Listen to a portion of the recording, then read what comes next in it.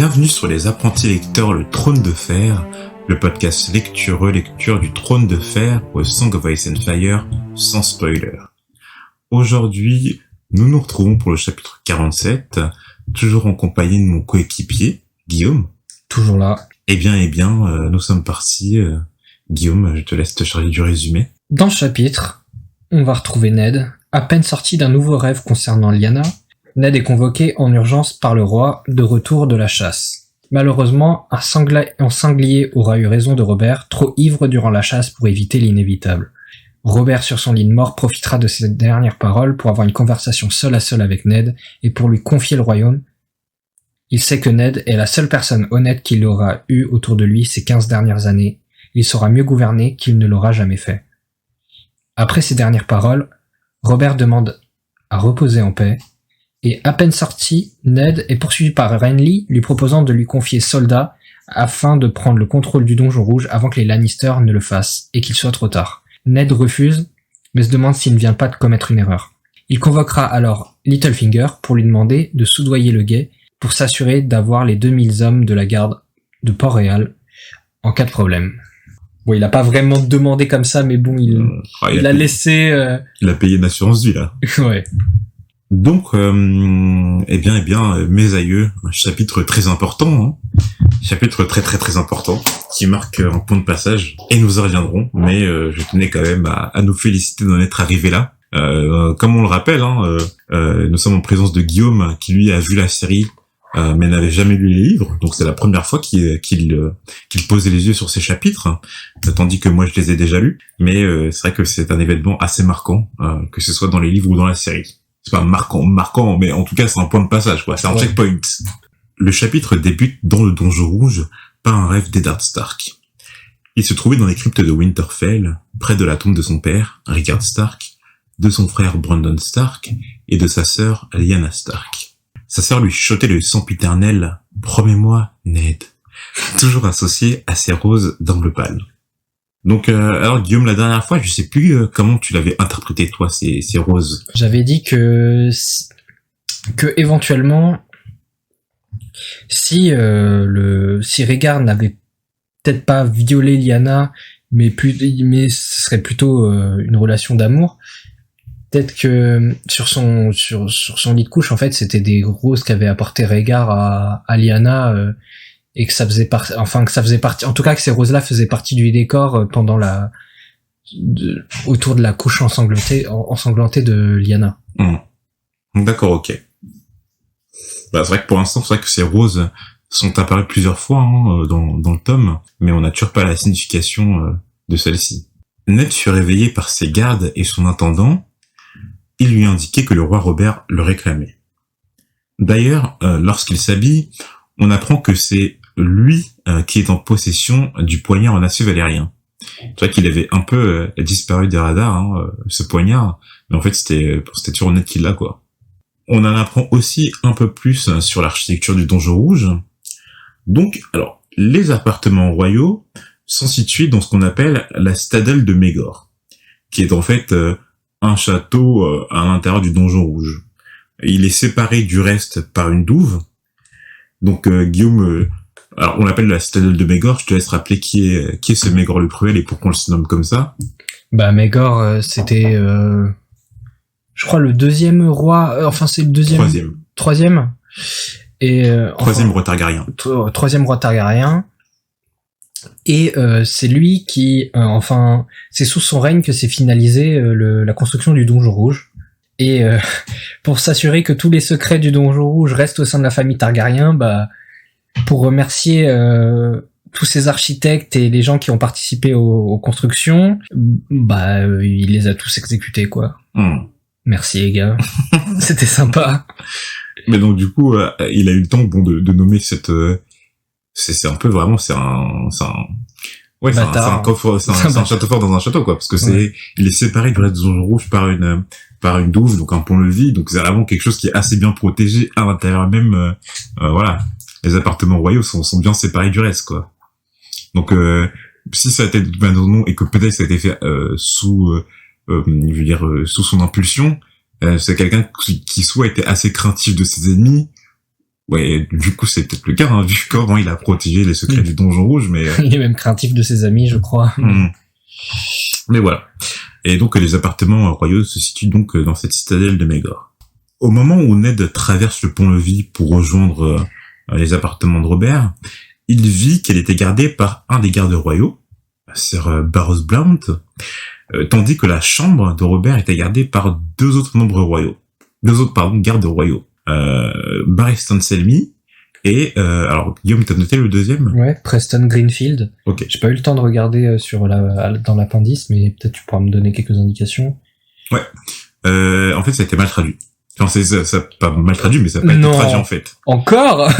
Encore. Ça fait beaucoup là, non? Donc dans la suite, dans la suite du tome enfin en tout cas des autres tomes, il sera appelé. Attends, laisse-moi deviner. Verplaine, un truc comme ça. Preston Verchamp. Oh putain, j'étais pas loin. Donc Guillaume, maintenant on connaît donc 6 membres de la garde royale. Est-ce que tu pourrais les citer? On va essayer de faire vite. Alors, Ser Barristan, Jaime Lannister, Boros Blount, Meryn Trant,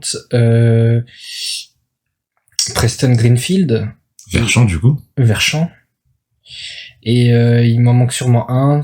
Je te laisse mettre le panier. C'est celui qu'on a découvert justement lors du jugement de Ned, lors du dernier chapitre. Celui qu'il trouvait très capable. C'est Harris du Rouvre. Harris du Rouvre, ouais, voilà. Et le nombre de 3 gardes royaux, ainsi que la pâleur de Barristan Selmy, indiquèrent à Ned qu'un événement grave se produisait. Donc le nombre de 3 gardes royaux, ça fait référence au rêve de Ned par rapport à la tour de la joie.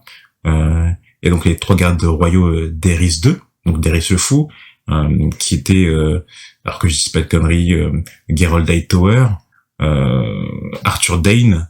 Et l'autre... C'était... pas un Redwyne. Non, c'était pas un Redwyne, non, c'était un Went. Ah oui, c'était...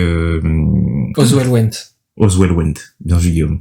Arrivé dans la chambre, Ned trouva aussi Renly Baratheon, donc le petit frère de Robert, le plus jeune frère de Robert même, le grand maître Pycelle, ainsi que la reine Cersei Lannister. Donc on voit qu'elle a pas écouté les conseils de Ned au dernier chapitre, qu'elle s'est toujours pas enfuie loin dans les îles d'été ou dans les cités libres. Hein. Elle est prête à en découdre. Hein. Bah, on sait pas, mais en tout cas c'est bien convenient pour elle que Robert meurt maintenant en tout cas. Hein. C'est pratique. Voilà, c'est très pratique. Juste au moment où Ned allait tout dévoiler à Robert, bon, dommage, il meurt, quoi. Et c'est là que Ned découvre le pire.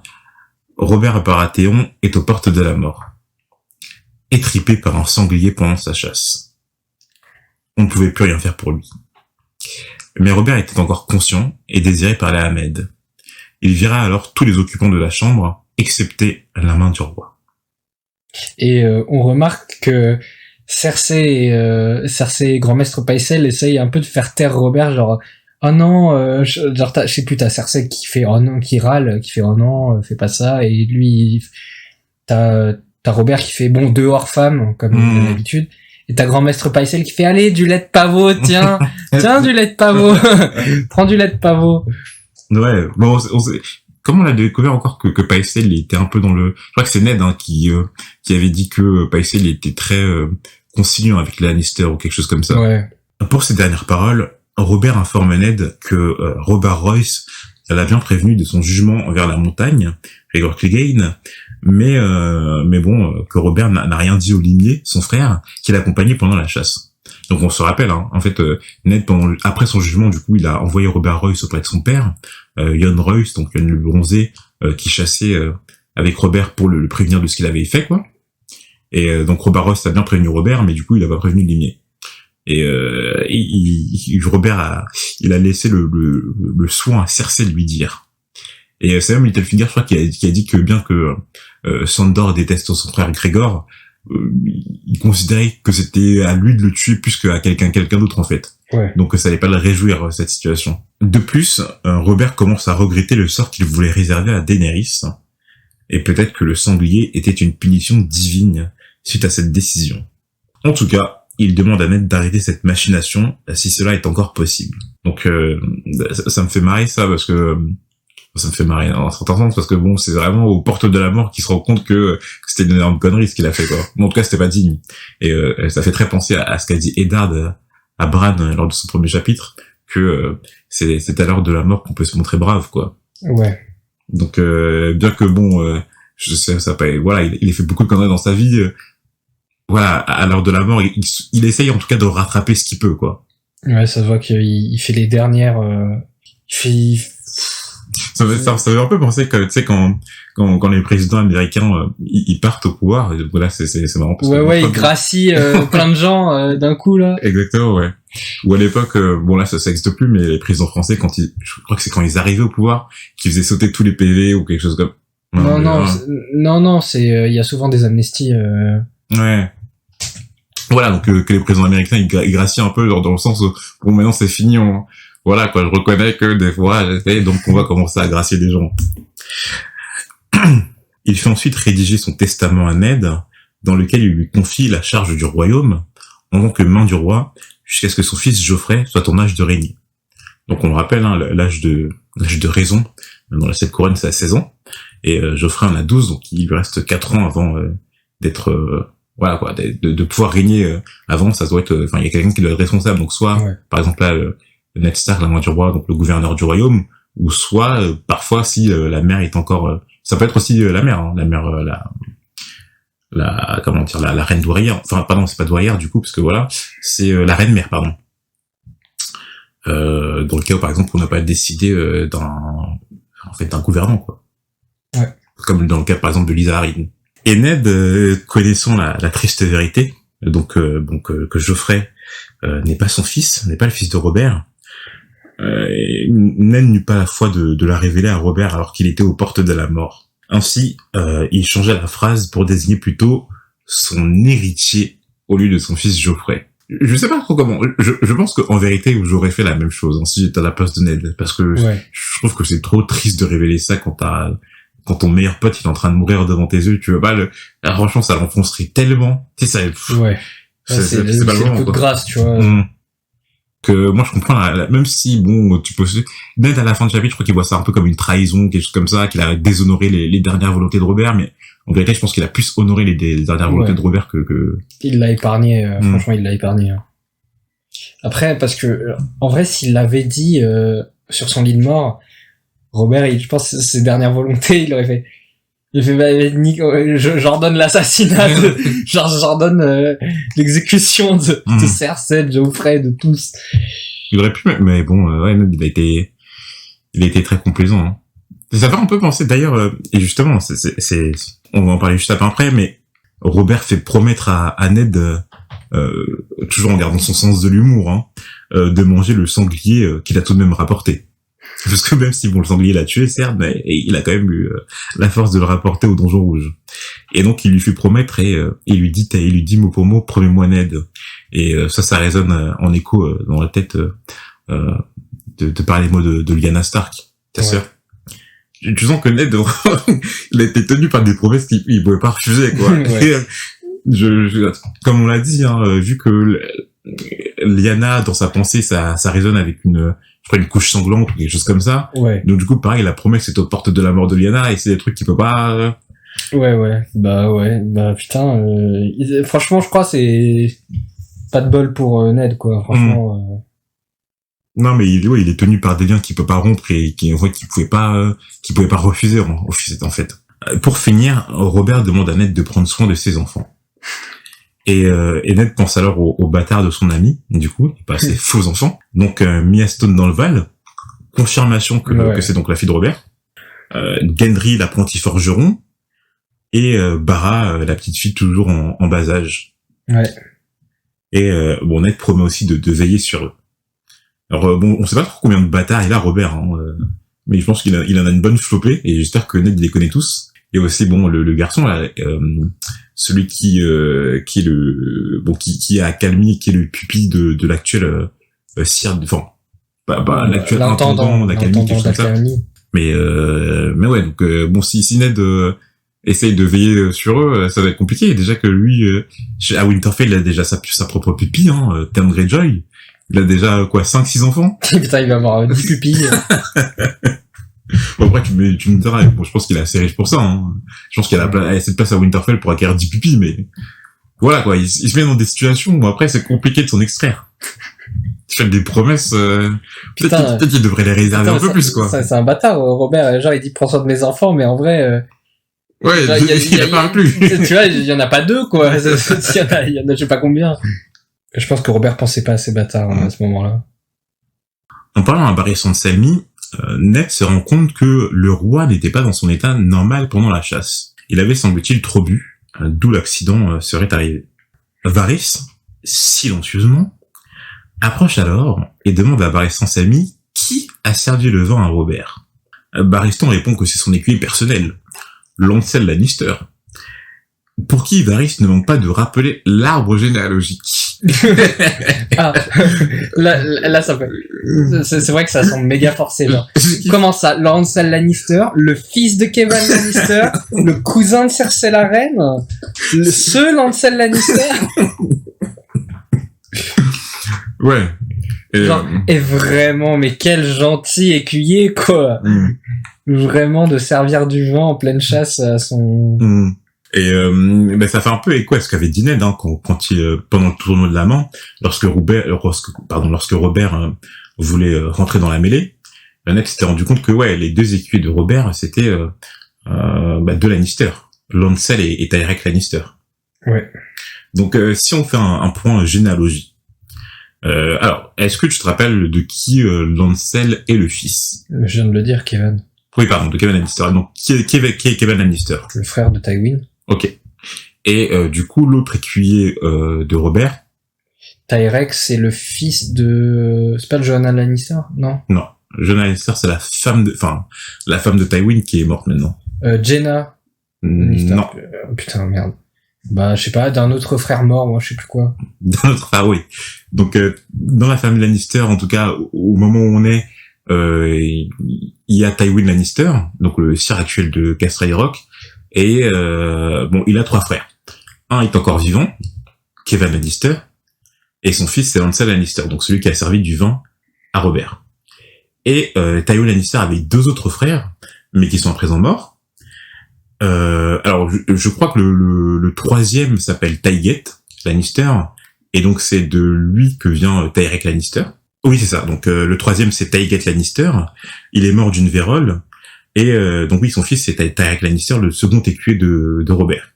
Et le quatrième s'appelle Geryon Lannister, et lui, il a été perdu en mer. Alors, perdu en mer, on peut trop ce que c'est dit, mais en tout cas, il a été perdu en mer. Et donc comme tu l'as dit, Guillaume, donc 2 cousins de Cersei. Et donc, comme on l'a dit, c'est très convéniente pour Cersei que Robert meure à ce moment-là. C'est pratique. Donc vrai que Varys, à sa manière de le dire et de ce qu'on peut supposer, voilà. C'est un accident un peu provoqué, quoi. Ça sent l'accident provoqué. Mais après, il faut voir au niveau du timing. C'est ça qui pose problème, parce que Robert était déjà parti à la chasse au moment où Ned a parlé à Cersei. Donc soit c'était déjà prévu. Ouais. Ou soit elle a fait parvenir un message d'une manière ou d'une autre. Ouais. Ou soit c'est vraiment un accident, hein, et dans ce cas-là, c'est vraiment très convéniente. Hein. C'est vraiment une grosse coïncidence qui paraît très pratique. T'imagines, genre, elle a rien à voir dans tout ça. Cersei, genre, quand elle reçoit la mort de Robert, elle doit lâcher son meilleur move. Hein, et en même temps, on dit ça, on dit que c'est pratique, mais je veux dire, c'est comme par rapport à la mort de Jon Arryn. On sait que Cersei n'a rien à voir avec ça. Et pourtant, Jon Arryn était très proche du secret de Cersei. En fait, il le savait, le secret de Cersei et Jaime. Mais pourtant, Cersei et Jaime, de ce qu'on comprend, ils n'ont pas grand-chose à voir avec la mort de Jon Arryn. Ouais. Donc là, c'était très convenient, mais c'était un coup de bol. Mais je pense que, pour le coup, Cersei et Jaime n'étaient même pas au courant que Jon Arryn était au courant. Ça se trouve, pour eux, la mort de Jon Arryn, c'est juste un mystère ou c'est juste une mort naturelle pour eux. Ouais. Mais c'est vrai que Cersei, lors de la conversation avec Ned, elle a pas trop eu l'air de réagir au fait que Jon Arryn savait ou c'est parce qu'elle a dit je viens vous voir parce que je connais le secret de la mort de Jon Arryn. Oui, et elle a juste répondu ah bon. Ouais. Peut-être qu'elle savait, peut-être qu'elle savait pas, mais en tout cas, enfin, on sait qu'il y a pas de lien on sait qu'il y a pas de lien entre elle et sa mort pour l'instant, en tout cas. On croit qu'il y a, enfin, pour l'instant, on suppose qu'il y a pas de lien entre elle et la mort de Jon Arryn. j'avais l'impression que justement l'avis de Cersei sur la question dans le chapitre où Eddard et Cersei se rencontrent a été volontairement un peu brouillé, enfin que Martin a volontairement un peu brouillé les pistes sur cet avis-là de Cersei, quoi. Ouais. Non, mais des fois, Martin, alors je veux dire, après, c'est la narration, hein. Je veux dire, en vérité, là, c'est con, mais genre, en mode de Ned, casse les couilles. Il pourrait nous dire tout ce qu'il sait, par rapport à, je sais pas, la mort de Lyanna, etc. Et genre, il nous donne des sortes d'indices, des récits entrecoupés, mais on n'a rien, en vérité. Alors qu'il pourrait juste nous dire, ah oui, je me rappelle, à la mort de Lyanna, il s'est passé ça, quoi. Donc ouais. Pour finir la conversation, Ned demande à Varys que soit annulée la tentative d'assassinat de Daenerys, même si pour Varys c'est peut-être déjà trop tard. Et c'est là qu'on peut se poser aussi la question, mais à quoi il joue Varys? Parce que on sait qu'il complote avec Illyrio Mopatis pour mettre un Targaryen sur le trône, on sait pas trop. Et là il fait bah non, je suis désolé, elle est déjà condamnée en fait. C'est bizarre, c'est bizarre. Ouais. Ouais, moi, je trouvais ça très bizarre en lisant. Donc tu penses quoi par rapport à ça? C'est vraiment bizarre. Je sais pas pourquoi. Ouais, à quoi il joue quoi. Et ça fait quoi ce qu'on avait dit au chapitre présent par rapport à Illyrio Mopatis, les autres dragons, etc. Et le marché qu'il a conclu avec Khal Drogo en échange d'une armée par rapport à Daenerys. Mais on sait qu'il complote vraiment, hein, pour mettre, je sais pas, les Targaryens sur le trône.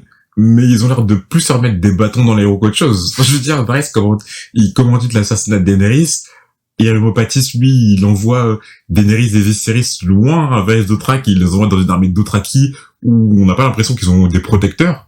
Donc, ouais, bizarre. Sur le départ de la citadelle de Maegor, Ned se fait invectiver par Renly.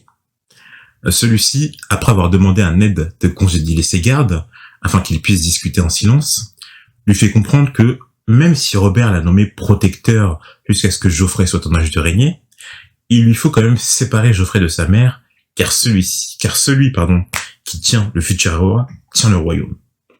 Donc c'est un peu la vérité, hein. Je veux dire, tu sais que si t'as le roi, tu tiens le royaume, en vérité, parce que bon.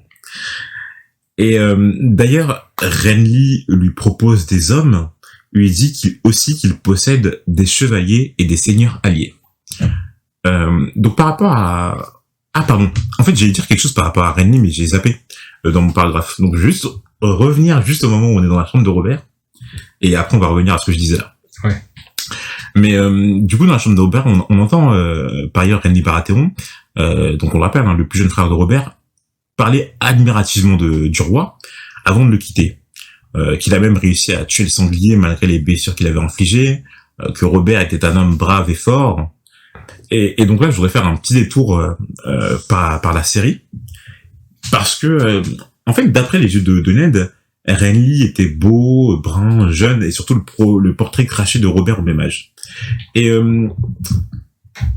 en fait, je trouve qu'ils l'ont très mal, ils ont très mal déjà casté l'acteur de Renly dans la série, et qu'ensuite c'est pas du tout le même personnage que dans les livres, je trouve. Dans la série, je sais pas qu'il est moche, mais bon, il est mignon, ça va. Enfin... Ouais, il est quelconque en fait. Là, ça fait plusieurs fois qu'on dit que vraiment Renly c'est quelqu'un de vraiment beau, quoi, de charismatique, c'est la première fois on dit qu'il est grand, qu'il est, parce que justement en fait moi ça m'a choqué quand je l'ai vu la première fois, parce que ça fait plusieurs fois qu'on le dit. De la première fois que Ned le voit, il le dit clairement que c'est le portrait craché de Robert, qu'il était fort, qu'il était vaillant, alors que dans la série bon, voilà, on sait que si Robert c'était ça au Trident, bah bof, hein. Non, t'es déçu si... Enfin, t'es oui, voilà. Ouais. Donc je veux dire que si Robert c'était si le Robert qu'on voit, enfin pardon, si Robert c'est le même que le Renly qu'on voit dans la série, oui, t'es déçu justement. Ouais. Alors que non, Robert il était assez fringant en fait quand il était jeune. Et c'est pour ça que je trouve qu'ils ont assez mal casté le personnage.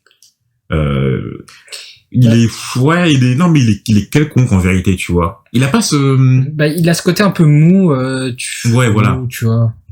Ce côté un peu en retrait par rapport aux autres pas du tout aptes à gouverner, parce qu'il est trop mou, tu vois. Ouais, voilà. C'est ça, c'est mou en fait. Alors que là, dans les livres, il a l'air assez enfin, en fait, Ned le faire sortir comme étant quelqu'un d'assez resplendissant, en fait. Et même charismatique.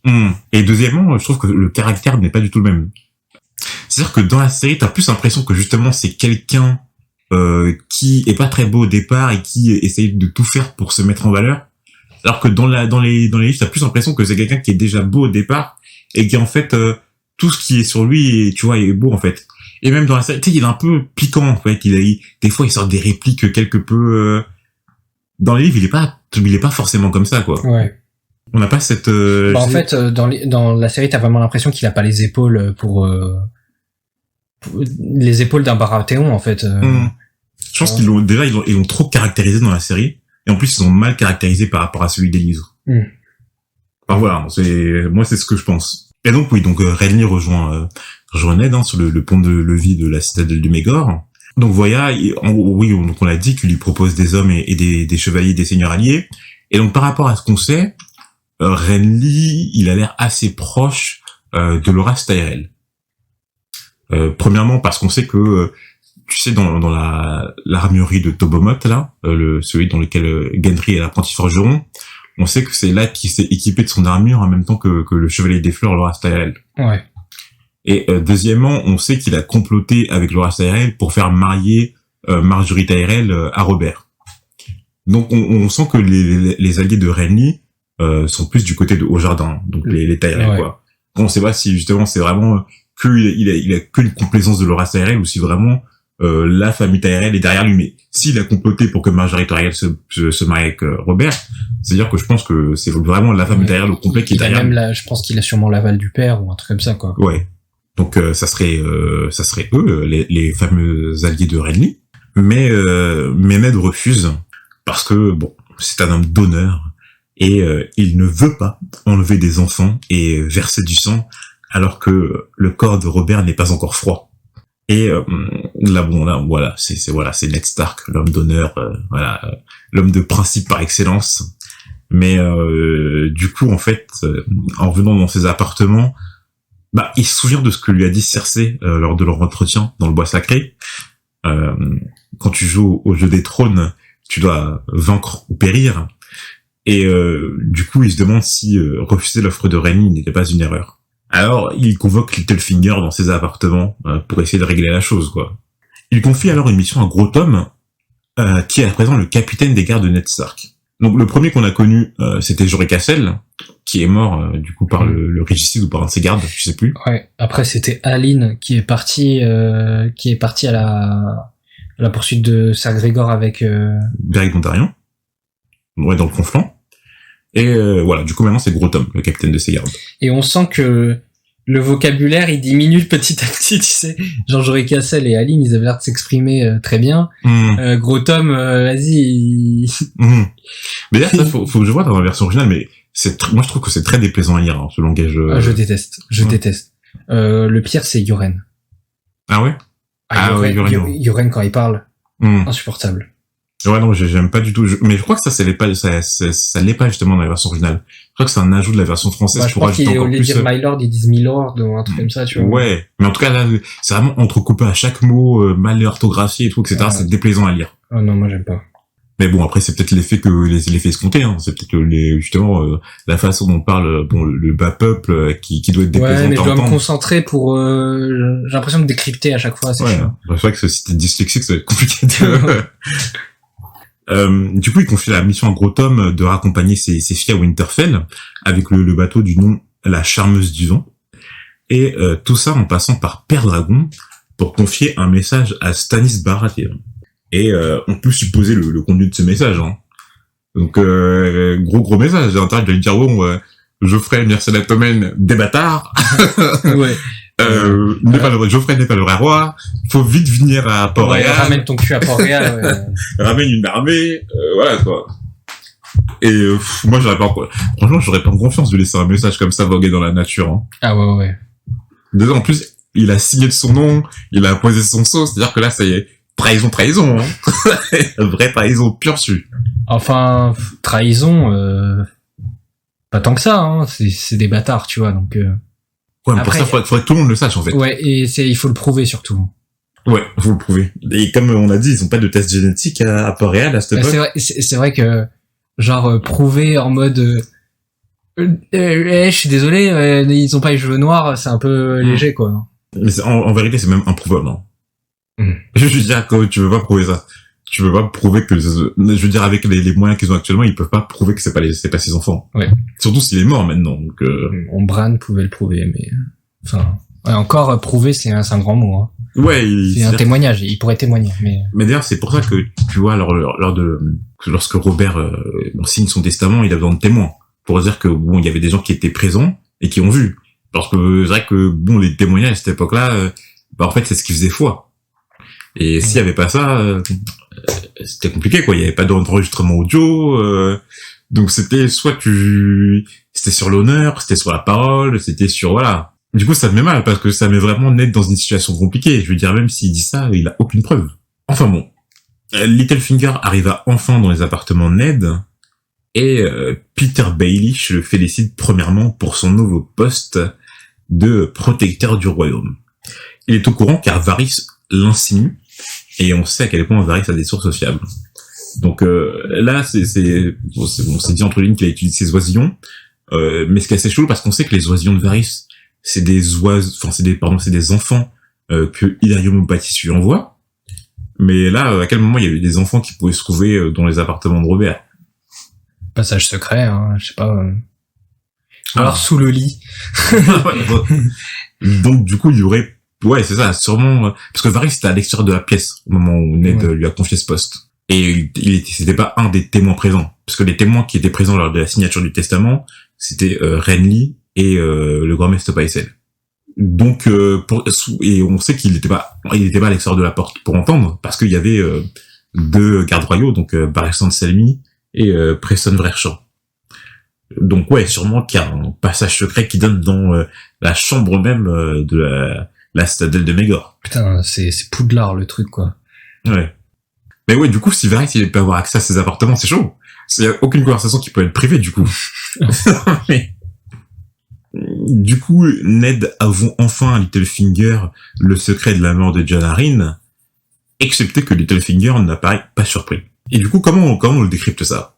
Est-ce que c'est quelque chose qui était peut-être connu des gens de la cour, ou quelque chose dont Littlefinger avait le secret parce que bon, c'est Littlefinger, ça paraît quelqu'un d'assez au courant de certaines choses, quoi. Ouais, je pense que genre il y a un nombre restreint de personnes qui le savent, mais c'est des personnes bien renseignées, quoi. Mais comment ils le savent, tu vois? Est-ce que par exemple ça se voit? Je pense qu'à un bout d'un, je sais pas, parce que bah déjà Littlefinger, lui, il possède des bordels. Et t'as Stannis et Jon Arryn qui arpentaient les bordels déjà, ouais, à la recherche de réponses à des questions. Probablement là, Littlefinger il a probablement eu des retours. Ouais. Donc il y a déjà ça. Et ensuite, on sait que c'est un mec qui a plus d'un tour dans son sac. Hein. Ouais. Donc que Littlefinger soit au courant, ça m'étonne pas. Genre même il doit être au courant. Je pense que c'est plus parce qu'il doit être au courant peut-être de la liaison entre Cersei et son frère Jaime, hein. Parce que les deux, ils étaient au Donjon Rouge pendant quoi, une quinzaine d'années depuis la rébellion de Robert, enfin depuis qu'il a pris le pouvoir. Donc sûrement qu'ils ont dû avoir des à l'intérieur de Port-Réal. Donc Littlefinger, peut-être qu'il était au courant, ouais. Sûr que Varys avec ses oisillons, il a dû savoir aussi. Ouais, lui il était forcément au courant. Donc ça sûrement c'était un secret de polichinelle entre quelques personnes. Ah non, du coup, c'était pas un secret de Polichinelle, parce que secret de Polichinelle inclut que tout le monde le savait. Ouais. Mais là, bon, ça devait être un secret connu, oui, d'une poignée de clés. Ouais. Et pour Ned, c'est donc à Stannis que revient à présent le trône de fer maintenant que Robert est mort. Et donc, du coup, c'est la vérité. Parce que si on regarde si on regarde la ligne de succession... Bah oui, c'est lui. Enfin, c'est lui, quoi. Ok, donc on comprend, hein, parce que, à moins d'évincer les Targaryens. Parce que bon, c'est les Targaryens, les rois légitimes, les premiers rois, la famille royale par excellence, etc. Sauf que maintenant Viserys est mort, donc le trône y reviendra à Daenerys. Donc Daenerys, on peut la mettre genre en mode en premier si on compte les Targaryens. Maintenant, si on les exclut et qu'on dit bon, les Targaryens sont plus sur le trône, maintenant c'est les Baratheons, bon. Robert est mort, il a pas d'enfant légitime, donc ça revient à Stannis. Oui. Donc Stannis est après bon, ça se discute, hein. Est-ce que c'est Stannis, est-ce que c'est Daenerys? C'est un des deux. Pour l'instant, c'est un des deux en tout cas. Mais pour Littlefinger, Ned ferait mieux d'appuyer la candidature de Joffrey au trône de fer. Pourquoi ? Parce que, bon, si on lit entre les lignes de ce que Littlefinger dit, en gros, c'est parce que Stannis, c'est un roi qui lui conviendrait pas. Mais Guillaume, je te laisse parler des arguments que Littlefinger a invoqués. Stannis, c'est quelqu'un d'extrêmement dur. Il a pas beaucoup de gens pour l'appuyer, parce que c'est quelqu'un qui est réputé. Enfin, il a l'amitié de quasiment personne. Et c'est sûr, rien que il vient se mettre à dos des grandes maisons, rien que les Tyrell et les Redwyne, contre qui il va les faire payer pour le siège d'Accalmie. Les Lannister, il va se les mettre à dos parce que il va foutre la tête de Cersei sur une pique, et de tous les Lannister probablement. Donc il va mettre le pays à feu et à sang rien qu'en se mettant à dos deux grandes maisons comme les Tyrell et les Lannister. Et puis il va diriger, il sera compétent, mais il va diriger vraiment d'une main de fer, quoi. Et Paul Littlefinger problème, parce que sûrement que il Stannis... va virer tout le monde, ouais, il va changer totalement le conseil restreint. Donc le poste de Littlefinger, voilà, il va être évincé complètement. Donc pour lui, ça lui convient pas forcément. Quant à Joffrey, c'est un jeune homme de 12 ans, donc comme le dit Littlefinger, beaucoup plus facile à manipuler. Quand même 4 ans entre le moment où, entre maintenant et le moment où il va réellement accéder sur le trône, et 4 ans c'est long. Ouais, c'est un mandat américain. T'as le temps de... Voilà, donc pour Littlefinger, c'est mieux de dire bon, ok, Varys, on va l'écarter. Et puis au cas où il y a des problèmes avec Joffrey, on l'écarte et on met Rhaenyra à la place, qui paraît un peu plus conscient que Stannis. Pour Ned, ce que Littlefinger suggère est de la trahison. La trahison pure et dure. Et Ned ne peut oublier ce qui est arrivé à son fils Bran, à Jory Castle, ainsi que Jon Arryn. On l'a dit, Ned, homme de principe, homme d'honneur. Le Nord se souvient. Donc ouais, au niveau de là, il va commencer... on commence vraiment à avoir des problèmes de succession, quoi. Parce que pour l'instant, tout était lisse, tout était stable, Robert était sur le trône, point. Je veux dire, il y a pas de problème. Et c'était une ligne droite, verticale, il n'y avait pas de... Mais dès qu'il commence à avoir des problèmes de succession, c'est là que la merde commence à entrer. Parce que c'est des... Là, c'est le vrai jeu des trônes, en fait. Donc c'est pour ça qu'on a dit que, en début de chapitre, que c'était vraiment un checkpoint ce chapitre. C'est vraiment un point de passage avant d'entrer dans ce qu'on appelle véritablement le jeu des trônes, parce que là, on peut se poser la question, qui est le souverain légitime maintenant? Après Robert, certes, il a été installé, à part, Daenerys et Viserys qu'il appelait l'usurpateur, et ils avaient quelques aficionados, ceux qui avaient soutenu les Targaryens à l'époque et qui les soutiennent toujours, comme la famille d'Harry, par exemple. Ouais. Mais maintenant que Robert n'est plus là, tout le problème revient maintenant à exposer à tout le monde le fait que Joffrey, Tommen et Myrcella ne sont pas les enfants légitimes de Robert. Et alors là, comment tu vas le faire? Ça, Ned, il faudrait qu'il en... Je vois comment Ned, il compte l'exposer à toute la population, parce que pour que ça, en tout cas pour qu'on reconnaisse Stannis comme le vrai roi, il faut que toute la population sache que ce n'est pas les enfants légitimes. Donc comment il va s'y prendre, c'est la question. Ouais. Mais en fait, ce que soit Ned réellement, en invitant Littlefinger, ce sont les manteaux d'or, donc le guet de Port-Réal, les gardes de la capitale. Car Ned a trop peu d'hommes présents à Port-Réal pour se défendre, et ses ennemis bien plus dans leur garde personnelle, ainsi que leurs amis proches à proximité. Et donc en vérité, c'est ça, c'est que Ned, c'est un seigneur super puissant. Voilà, c'est le gouverneur du Nord, c'est la main du roi. Le problème, c'est qu'il est super éloigné de ses hommes.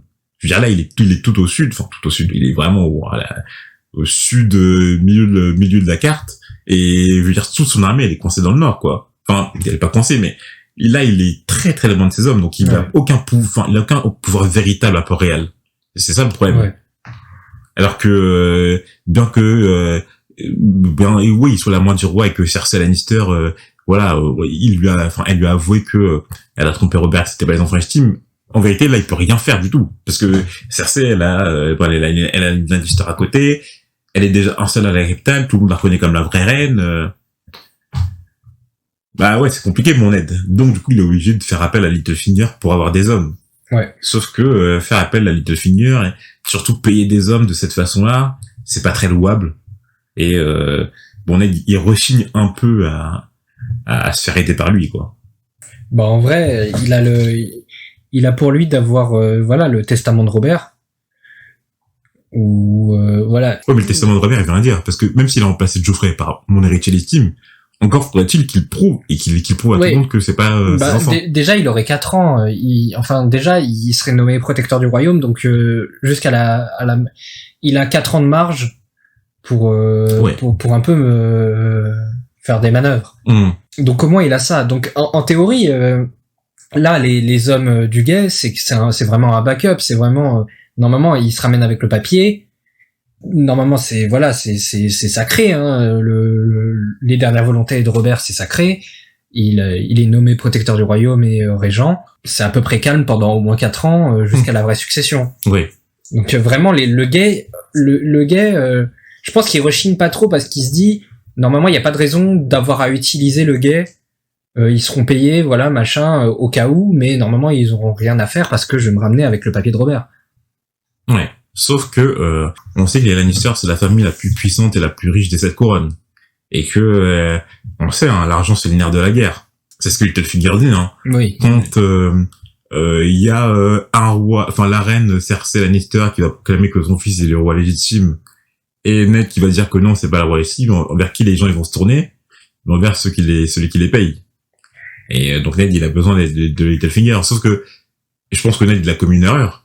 C'est qu'il aurait jamais dû dire à Littlefinger qu'il allait soutenir Stannis de cette façon-là. Parce que là, Littlefinger lui a bien dit que non, il ne voulait pas Stannis. Ned, il a forcé.